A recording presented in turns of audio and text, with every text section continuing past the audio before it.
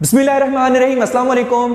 My name is सफर इसान और आप देख रहे हैं मेरा और आपका खूबसूरत सा चैनल फिजिक्स का सफर। और इस लेक्चर में हम एक खूबसूरत सा टॉपिक डिस्कस करने वाले हैं जिसका नाम है Newton and Einstein views about gravitation. कि अक्सर स्टूडेंट्स क्या करते हैं कि कहते हैं कि ये बड़ा मुश्किल सा टॉपिक है, बड़ा कॉम्प्लिकेटेड सा टॉपिक है, लेकिन निहायत आसान टॉपिक है। कोशिश करेंगे कि जितना आपके लिए इसको हलवा बना सकें।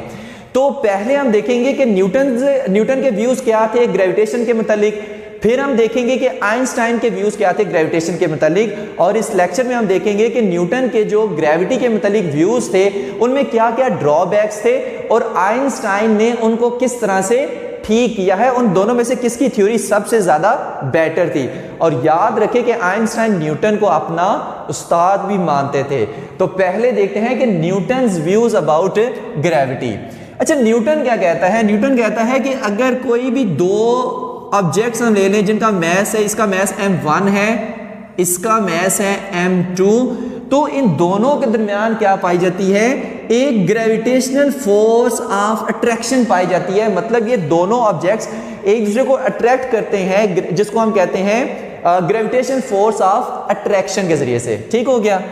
और वो ग्रेविटेशन फोर्स, वो force of gravity directly proportion है product of their masses and inversely proportion है square of the distance between them. यानी कि कोई भी दो ऑब्जेक्ट्स हैं जिनका मैस m है, उनके दरमियान क्या पाई जाती है? फोर्स ऑफ अट्रैक्शन पाई जाती है। कौन सी? ग्रेविटेशनल फोर्स ऑफ अट्रैक्शन पाई जाती है। लेकिन न्यूटन ने यह तो बता दिया था कि इनके दरमियान ग्रेविटेशन फोर्स ऑफ अट्रैक्शन पाई जाती है, लेकिन क्यों पाई जाती है यह नहीं था बता पाया। न्यूटन ने क्या कहा था कि ये जो इनके दरमियान फोर्स ऑफ ग्रेविटी है वो इन मैसेज की क्या है? ये इंट्रिंसिक प्रॉपर्टी है, मतलब इनबिल्ड प्रॉपर्टी है, पैदाइशी प्रॉपर्टी है, किसी से ली हुई नहीं है, इनके अंदर इनबिल्ट है, जिसकी वजह से एक दूसरे को क्या करते हैं? एक दूसरे को अट्रैक्ट करते हैं। ओके हो गया। लेकिन ये नहीं था बता पाया कि इनके दरमियान ये जो फोर्स ऑफ ग्रेविटी है ये किस वजह से है, ये नहीं था बता पाया। नेक्स्ट उसने क्या कहा कि ये इनवर्स के लॉ को फॉलो करते हैं डिस्टेंस के रिस्पेक्ट से, कि जितना इनके दरमियान डिस्टेंस ज्यादा होगा उतनी फोर्स ऑफ ग्रेविटी इनके दरमियान कम होगी, जितना इनके दरमियान डिस्टेंस कम होगा उतनी फोर्स ऑफ ग्रेविटी ज्यादा होगी। लेकिन ऐसा क्यों है? क्यों ये इनवर्स के लॉ, डिस्टेंस के इनवर्स स्केयर लॉ को फॉलो करते हैं? ठीक है, कि force is inversely proportional to the square of the distance between them. ऐसा क्यों है? ये न्यूटन नहीं था बता पाया कि इनवर्स स्केयर लॉ को ये क्यों फॉलो करते हैं। तो दो ये ड्रॉबैक हैं कि जो न्यूटन नहीं बता पाया था। जो तीसरी चीज है, तीसरी चीज ये है कि जहां पर स्ट्रॉन्ग ग्रेविटेशनल फील्ड हो, जिस एरिया में स्ट्रॉन्ग ग्रेविटेशनल फील्ड हो, वहां पर ये इनवर्स स्केयर लॉ फॉलो कोई नहीं होता। जहां पर स्ट्रॉन्ग ग्रेविटेशनल फील्ड का एरिया हो वहां पर ये इनवर्स स्केयर लॉ जो डिस्टेंस के लिए है ये कोई फॉलो शालो नहीं होता। अब क्यों फॉलो नहीं होता ये न्यूटन नहीं था बता पाया, ये आइंस्टाइन ने हमें बताया था। तो ये होगी तीन चीजें, इन तीनों के हम आपको जवाब देंगे कि ऐसा क्यों है, ये हमें आइंस्टाइन ने बताए थे। तो तीन ड्रॉबैक हो गए। अच्छा, चौथा ड्रॉबैक ये था कि ये जो ग्रेविटी है, जो ग्रेविटेशन फोर्स है, उसने कहा था कि ये इंस्टेंटेनियस है, यानी इंस्टेंटेनियस है। ये इंस्टेंटेनियस किस तरह से है? उसने कहा था कि अगर हमारे पास ये क्या है? सन है, ये सन है, और ये हमारे पास क्या है? अर्थ है। ये क्या है?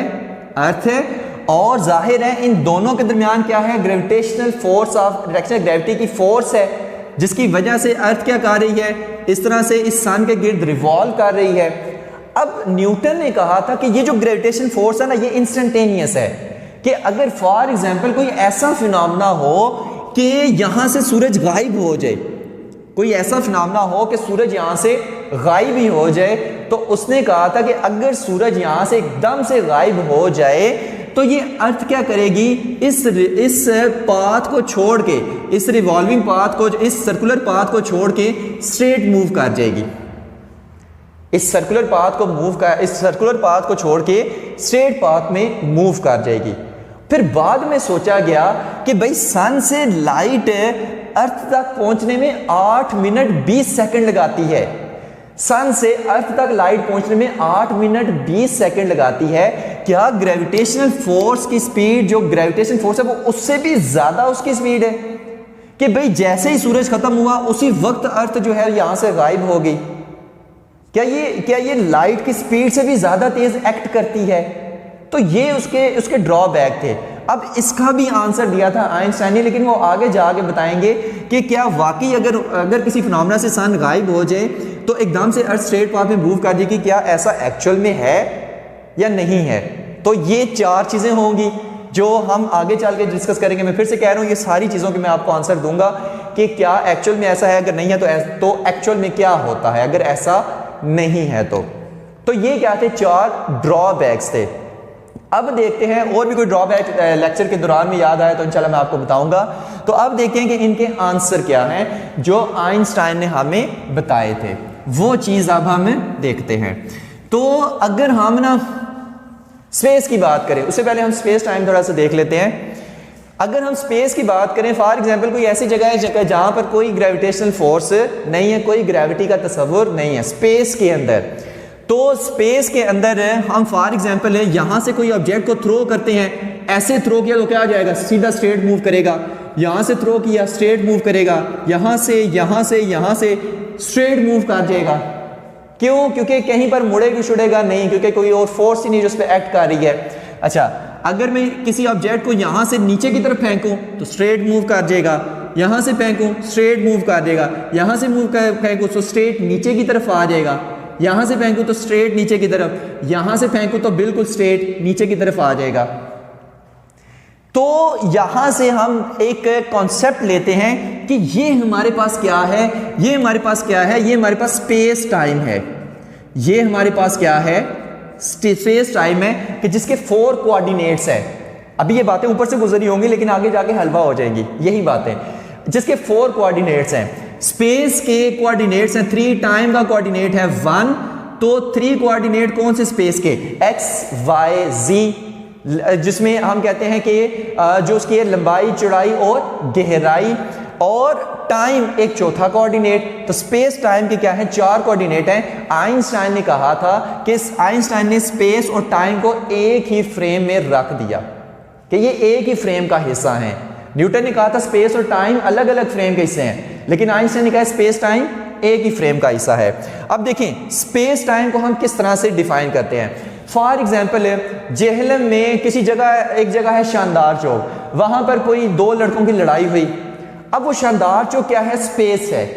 वहां पर क्या हुई? आज लड़ाई हुई। क्या ये मुकम्मल इंफॉर्मेशन है? नहीं, आपको बताना पड़ेगा कि शानदार चौक 2 लड़कों की लड़ाई हुई है, किस टाइम पर हुई है, तो पूरी इंफॉर्मेशन होगी। तो शानदार चौक 4 बजे 2 लड़कों की लड़ाई हुई है, अब ओके है।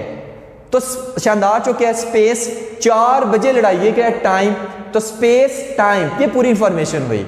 तो ये हमारे पास क्या है? ये एक स्पेस टाइम है, ठीक है। अब आइंस्टाइन ने क्या कहा था? न्यूटन ने कहा था कि जो स्पेस टाइम है ना, ये जो स्पेस है ये क्या है? बिल्कुल फ्लैट है। ये क्या है? बिल्कुल फ्लैट है। आइंस्टाइन ने क्या कहा था कि ये जो स्पेस टाइम है, ये रबर की शीट की मानिंद है। ये क्या है? रबर की शीट की मानिंद है। बाद में इसका डेमोन्स्ट्रेशन आपको देंगे। ये स्पेस टाइम क्या है? ये रबर की शीट की मानिंद है, जो कि जब भी इसमें कोई मैसिव ऑब्जेक्ट रखा जाएगा, जहां भी कोई मैसिव ऑब्जेक्ट होगा, वहां से ये स्पेस टाइम क्या हो जाती है? कर्व हो जाती है। एक बहुत ही इंपॉर्टेंट बात है ये। इसको मैं विजुलाइज करके थोड़ा सा आपको दिखाता हूं। आइंस्टाइन ने क्या किया था? इसका विजुअल इफेक्ट हमें दिया था। विजुअल इफेक्ट देखते हैं किस तरह से। अगर ये चीज समझ आ गई, इसी के अंदर ही आपके सारे आंसर आ जाएंगे। देखें ये क्या है? हमारे पास स्पेस टाइम है जो बिल्कुल फ्लैट है, जो बिल्कुल क्या है? फ्लैट है, बिल्कुल ऐसे सीधी है। स्पेस टाइम क्या है? बिल्कुल फ्लैट है। इन वर्ड्स पे गौर करना है। अब स्पेस टाइम फ्लैट है। आइंस्टाइन ने क्या कहा था कि ये स्पेस टाइम में अगर कोई मैसिव ऑब्जेक्ट रखा जाए, अगर कहीं पर भी कोई मैसिव ऑब्जेक्ट है, जैसे फॉर एग्जांपल इस स्पेस फ्लैट टाइम में मैंने ये मैसिव ऑब्जेक्ट रख दिया। अब कहते हैं जहां भी कोई मैसिव ऑब्जेक्ट स्पेस टाइम में होगा, वहां से स्पेस क्या होगी, कर्व हो जाएगी, वहां से स्पेस क्या होगी, कर्व हो जाएगी। फिर से कह रहा हूं, ये निहायत इंपॉर्टेंट पॉइंट है, इसको मैं इसीलिए बार बार रिपीट कर रहा हूं कि अगर स्पेस में कोई मैसिव ऑब्जेक्ट रखा जाएगा या मैसिव ऑब्जेक्ट पाया जाएगा तो वहां से जो स्पेस टाइम है वो क्या हो जाती है, कर्व हो जाती है। पहले स्ट्रेट थी, अब इसके ऑब्जेक्ट के रखने से क्या होगी, कर्व हो गई। जैसे ना फॉर एग्जांपल, जैसे वो पार्कों में जाए ना तो एक ऐसे बच्चे एक झूला सा ऐसा होता है, उस पर ऐसे छलांगे लगा रहे होते हैं, ठीक है। जब कोई भी बच्चा उस पर नहीं आता, वो शीट से बिल्कुल स्ट्रेट होती है, जब बच्चा उस पर छलांग सा लगाता है तो वो ऐसे कर्व हो जाती है, ऐसे पहले ऐसे जैसे बेंड हो जाती है, ठीक है। तो ये आइंस्टाइन ने कहा था कि कोई भी अगर मैसिव ऑब्जेक्ट किसी स्पेस टाइम में रखा जाए तो वो उस स्पेस टाइम को क्या कर देगा, कर्व कर देगा। अब इस कर्व कर देगा तो फिर क्या होगा, अब गौर से आपने सुनना है। देखिए, अगर तो यहां पर ये चीज है, ये इसने कर्व कर दिया, यहां पर कोई ऑब्जेक्ट आया, कोई मैस आया, कोई भी ऑब्जेक्ट है जिसका मैस m है, वो यहां से आया तो क्या होगा, इस कर्व के अंदर ऐसे गिरता चला जाएगा। मतलब ऐसे स्ट्रेट आ रहा है, आगे फॉर एग्जांपल कर्व आ गया तो कर्व ऐसे स्ट्रेट अंदर की तरफ गिर जाएगा, ठीक है। यानी कि जैसे सन है, सन हो गया, सन क्या करता है, मैंने कहा था ना सन का कितना ज्यादा मैस होता है, सन का कितना ज्यादा मैस होता है। ये स्पेस टाइम है, सन है, सन ने क्या किया, स्पेस टाइम को कर्व कर दिया, कर्व कर दिया। अब ये हमारी अर्थ साहब आई है, हमारी अर्थ आई है, अर्थ आई, यहां से स्ट्रेट आ रही थी, आई और यहां से देखा कि एकदम से कर्व्ड पाथ आया, क्योंकि सन है तो वो क्या कही, सन की तरफ ऐसे मूव करने लग पड़ी, सन की तरफ क्या हुई, मूव करने लग पड़ी, और स्पीड की वजह से क्या हुई, इस तरह से सन के गिर्द चक्कर लगाना शुरू हो गई। तो आइंस्टाइन ने हमें कहा था कि अगर कोई ऑब्जेक्ट दूसरे ऑब्जेक्ट की तरफ मूव करता है, मतलब फोर्स ऑफ ग्रेविटी फील करता है, तो वो स्पेस टाइम के कर्वेचर की वजह से है, स्पेस टाइम के बेंड होने की वजह से है। जैसे अगर इसको मैं यहां पर समझाऊं ना, तो अगर फॉर एग्जांपल ये हमारे पास स्पेस टाइम में बिल्कुल फ्लैट है, अब इसमें मैं क्या कर देता हूं, अर्थ को रख देता हूं, अर्थ को रख देता हूं, अपने पास है मैंने रख दिया फॉर एग्जांपल। तो यहां से अर्थ क्या करेगी, इस स्पेस टाइम को ऐसे कर्व कर देगी, इस स्पेस टाइम को क्या करेगी, कर्व कर देगी। अब देखें, अब इस अर्थ की जो फोर्स ऑफ ग्रेविटी है वो कहां तक एक्ट कर रही है, यहां तक। अब यहां से चांद आया, चंदा मामू हमारे आए, ठीक है, ये क्या है, मून है, मैं इसको m लिख रहा हूं, मून साहब आए। अब मून यहां पर आया, कोई फर्क नहीं पड़ा, यहां पर आया, कोई फर्क नहीं पड़ा। अब यहां पर जब आया तो यहां से स्पेस टाइम क्या है, कर्व है, यहां पे स्पेस टाइम क्या है, कर्व है। और यहां पे जब इधर आया तो क्या हुआ, जमीन की तरफ अट्रैक्ट होना शुरू कर दिया। तो हम कहते हैं कि जो मून जमीन की तरफ अट्रैक्ट हो रहा है, फोर्स ऑफ ग्रेविटी पे लग रही है, ये स्पेस टाइम के कर्व होने की वजह से है। तो फिर यहां पे आया एकदम से ऐसे, और जमीन के गिर्द क्या करना शुरू कर दिया, ऐसे रिवॉल्व करना शुरू कर दिया। और दूसरी चीज है कि जिसका जितना ज्यादा मैस होगा उसका स्पेस टाइम में कर्व उतना ज्यादा होगा। जैसे अब सन है, सन है तो सन का जो कर्व है वो ऐसे, अब ये क्या है, ये सन है। क्यों, अब देखिए यहां पर अर्थ का कम मैस है, उसने स्पेस को कम कर्व किया है। सन का ज्यादा मैस है, उसने स्पेस को बहुत ज्यादा कर्व किया है। इस वजह से, क्योंकि सन का मैस बहुत ज्यादा है, उसने स्पेस टाइम को बहुत ज्यादा कर्व कर दिया है। इस वजह से ये सारे प्लैनेट्स क्या करते हैं, उसके गिर्द रिवॉल्व करते हैं। क्यों रिवॉल्व करते हैं, क्योंकि उसका कर्व बहुत ज्यादा है। इस वजह से हम कहते हैं कि मैसेज जितने ज्यादा बड़े होंगे उनके दरमियान फोर्स ऑफ अट्रैक्शन उतनी ज्यादा होगी। तो आइंस्टाइन ने क्या कहा था कि ये मैस की इंट्रिंसिक प्रॉपर्टी है, न्यूटन ने क्या कहा था कि मैस की इंट्रिंसिक प्रॉपर्टी के उनके दरमियान फोर्स ऑफ अट्रैक्शन पाई जाती है। आइंस्टाइन ने कहा था नहीं भाई, ये जो फोर्स ऑफ अट्रैक्शन है, यानी एक मैस दूसरे मैस की तरफ अट्रैक्ट हो रहा है, ये स्पेस टाइम के कर्व होने की वजह से है। पहले फ्लैट है, जैसे कोई मैस रखा स्पेस टाइम कर्व होगी, मैस रखा स्पेस टाइम कर्व, अब कोई भी ऑब्जेक्ट आया उस कर्व में गिर जाएगा। मतलब जितना जिसका मैस ज्यादा होगा उतना ज्यादा वो गड़ा सा बनाएगा। अर्थ का मैस कम है, उसका छोटा सा गड़ा है, तो चांद आया बेचारा कहीं से और वो क्या करने लगा, उसके गिर्द मूव करने लग पड़ा, छोटे से गड्ढे में गिर गया बेचारा। नेक्स्ट चीज है इनवर्स स्केयर लॉ को, वो किस तरह से वाले 1/r square, F inversely proportion है 1/r स्केयर। ये क्या बात हुई, देखें अगर कोई भी ऑब्जेक्ट है वो यहां पर होगा तो ये उसका डिस्टेंस है अर्थ के साथ, तो यहां पर उस पर ये जो फोर्स लगेगी यानी अंदर की तरफ बैंड होने वाली जो उस पर फोर्स लगेगी वो क्या होगी, कम होगी। लेकिन जैसे जैसे ये नीचे जाता जाएगा तो कर्व क्या होता जाएगा, स्टीप होता जाएगा, तो स्टीप होता जाएगा। अब यहां पे ये इसकी और ज्यादा स्पीड होगी इसकी तरफ जाने की, यहां पर इसकी और ज्यादा स्पीड हो जाएगी अर्थ की तरफ जाने में, यानी अट्रैक्शन क्या होती जाएगी, बढ़ती जाएगी। क्यों, स्पेस टाइम और ज्यादा कर्व होती जा रही है जैसे जैसे अर्थ के करीब कोई ऑब्जेक्ट जा रहा है। तो इस वजह से ऑब्जेक्ट्स क्या होते हैं, एक दूसरे को ऐसे अट्रैक्ट से करते हैं, ठीक है, मतलब एक दूसरे की तरफ मूव करते हैं। तो ये हमें किसने बताया था, आइंस्टाइन ने। तो पहला जो एफ इज डायरेक्टली प्रोपोर्शनल है m1 m2, वो कहता है वो भी स्पेस टाइम कर्व है, इस वजह से एक ऑब्जेक्ट मैस जो है वो दूसरे की तरफ ऐसे आ जाता है। वो मैस जो है वो अपने गिर्द हालात ऐसे पैदा कर देता है कि दूसरा कोई ऑब्जेक्ट आएगा तो उसके गिर्द उसकी तरफ गिरने लग पड़ेगा, ठीक है। इनवर्स स्केयर लॉ का भी बता दिया। तीसरी जो चीज बताई थी स्ट्रॉन्ग ग्रेविटेशनल फील्ड वाली। अब जैसे ना न्यूट्रॉन स्टार होते हैं, न्यूट्रॉन स्टार की ग्रेविटेशनल फील्ड बहुत ज्यादा होती है और वो इनवर्स स्केयर लॉ को फॉलो कोई नहीं करते। जो ग्रेविटेशन फोर्स का इनवर्स स्केयर लॉ है उसको फॉलो कोई नहीं करते। क्यों नहीं फॉलो करते, क्योंकि न्यूट्रॉन स्टार की डेंसिटी बहुत ज्यादा होती है और डेंसिटी ज्यादा होने की वजह से वो स्पेस टाइम को बहुत ज्यादा कर्व कर देते हैं, मतलब कुछ इस तरह से।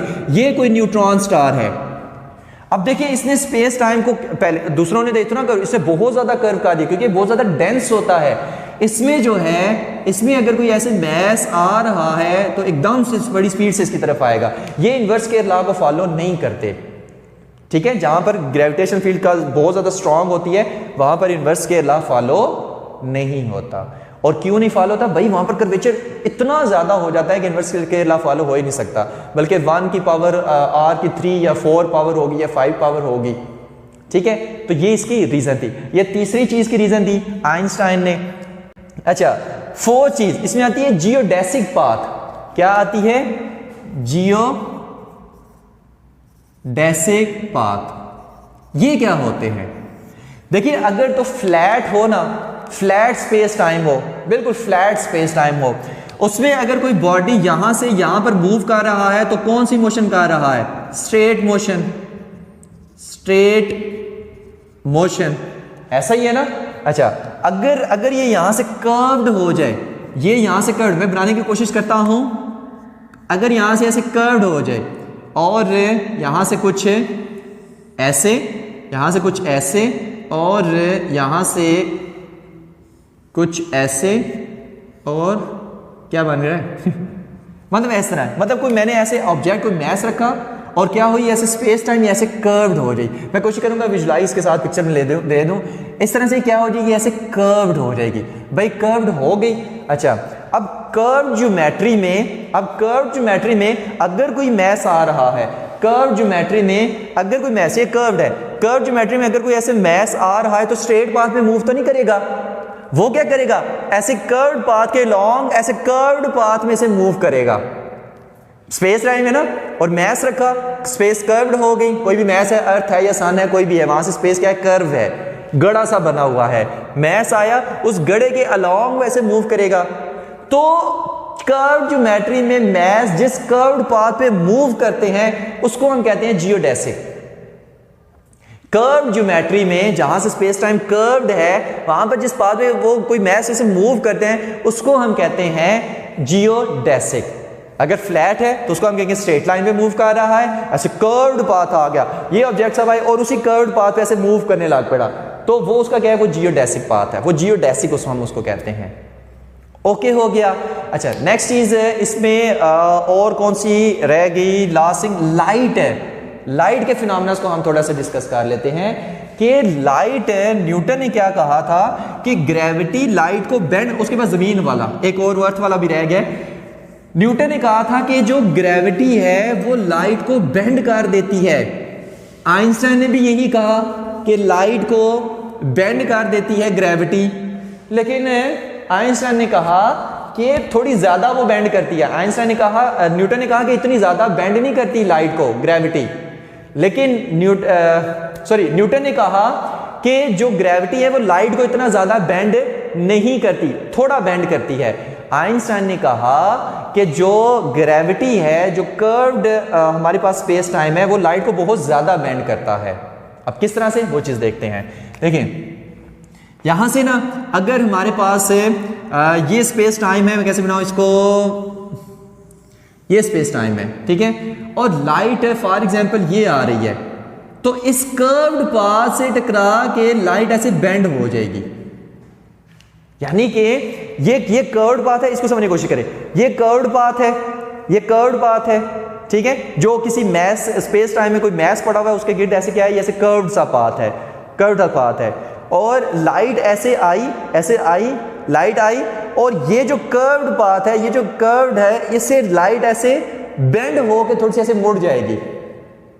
यानी कि आइंस्टाइन ने कहा था कि लाइट जो ग्रेविटी की वजह से ऐसे बेंड होती है, वो स्पेस टाइम के कर्वेचर की वजह से है। स्पेस टाइम का कर्व है जिसकी वजह से लाइट ऐसे बेंड होती है।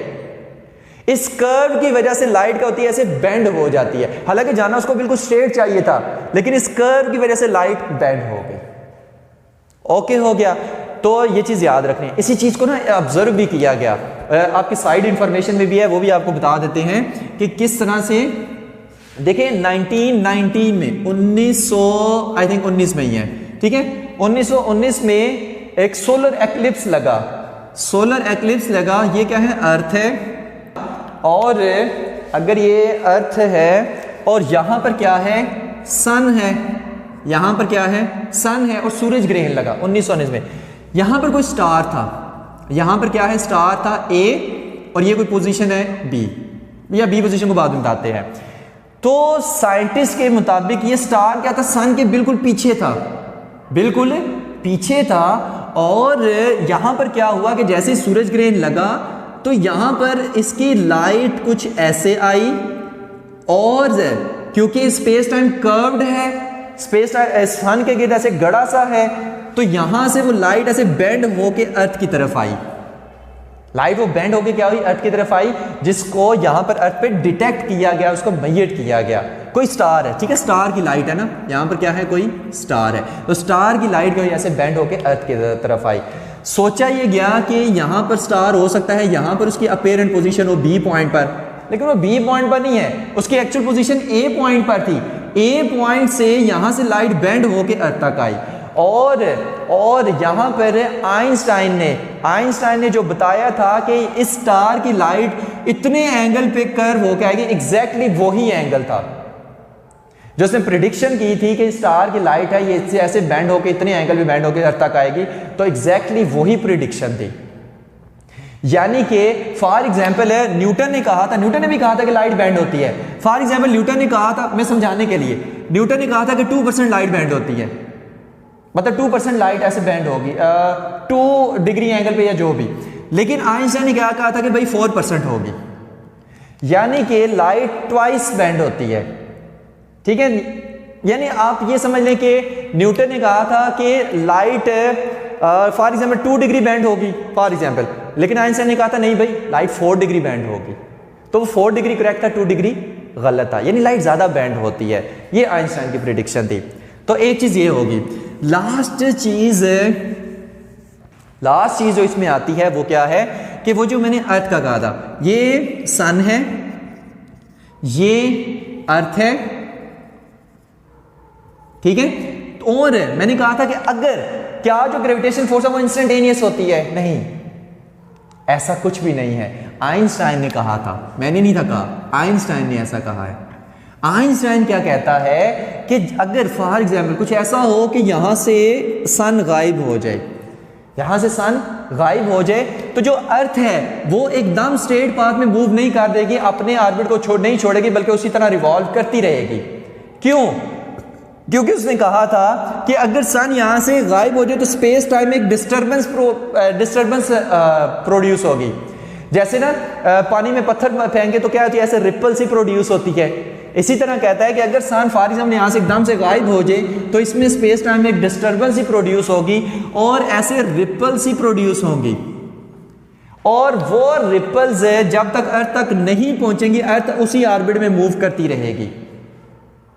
अब अगर ये रिपल्स फॉर एग्जांपल, हालांकि ऐसा है नहीं है, अगर ये रिपल्स स्पीड ऑफ लाइट से मूव करें, स्पीड ऑफ लाइट से मूव करें, तब भी इनको अर्थ तक पहुंचने में 8 मिनट 20 सेकंड लगेंगे। यानी कि अर्थ 8 मिनट 20 सेकंड बाद इस ऑर्बिट को छोड़कर स्ट्रेट लाइन पाथ में मूव करेगी। लेकिन रिपल स्पीड ऑफ लाइट से तो नहीं मूव कर सकती। ये पता है कि 8 मिनट 20 सेकंड से ज्यादा टाइम लगेगा इन रिपल्स को अर्थ तक पहुंचने में, तब अर्थ स्ट्रेट पाथ में मूव करेगी। लेकिन कितना टाइम लगेगा ये नहीं पता। हो सकता है इन रिपल्स को, जैसी सन गायब हो, इन रिपल्स को अर्थ तक पहुंचने में 1 घंटा लग जाए, 1 घंटा लग जाए, तब वो पहुंचे, तो फिर जो है वो अर्थ जो है अपना ऑर्बिट छोड़ के स्ट्रेट पाथ में मूव कर जाए। ऐसा ही है। लेकिन ये कंफर्म है कि 8 मिनट 20 सेकंड से ज्यादा ही लगे, क्योंकि कोई भी चीज स्पीड ऑफ लाइट से ज्यादा तेज मूव नहीं कर सकी। और अगर एक और चीज में इजाफा कर दे, अगर ये अर्थ यहां से इसको छोड़ के चली जाए तो फिर क्या हो भाई, अगर यहां से अर्थ ऑर्बिट को छोड़कर चली जाए तो अर्थ इतनी ज्यादा सर्द हो जाए, इतनी ज्यादा वो ठंड उसमें हो जाए कि लोग ठंड से ही मर जाए। ओके हो गया। तो ये थे हमारे पास Newton and Einstein views about gravity. थोड़ा सा समराइज कर देते हैं इसको कि न्यूटन ने कहा था कि एक ऑब्जेक्ट, कोई भी मैस है, वो दूसरे मैस की तरफ ऐसे अट्रैक्ट सा होता है। वो क्यों होता है?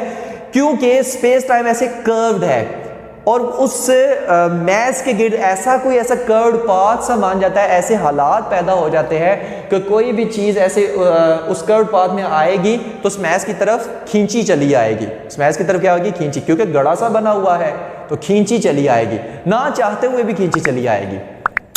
ऐसे ही तो इस वजह से क्या है, स्पेस टाइम कर्व है, इस वजह से ये सारा फिनोमेना होता है। तो बाकी सारी चीज़ें इसमें आप बता चुके हैं। तो thank you very much. Hope so कि आपको सारी कहानियां क्लियर हो गई होंगी। अभी भी अगर कोई मसला हो तो आप कमेंट बार में मुझसे पूछ सकते हैं। Thank you very much. अल्लाह हाफिज़।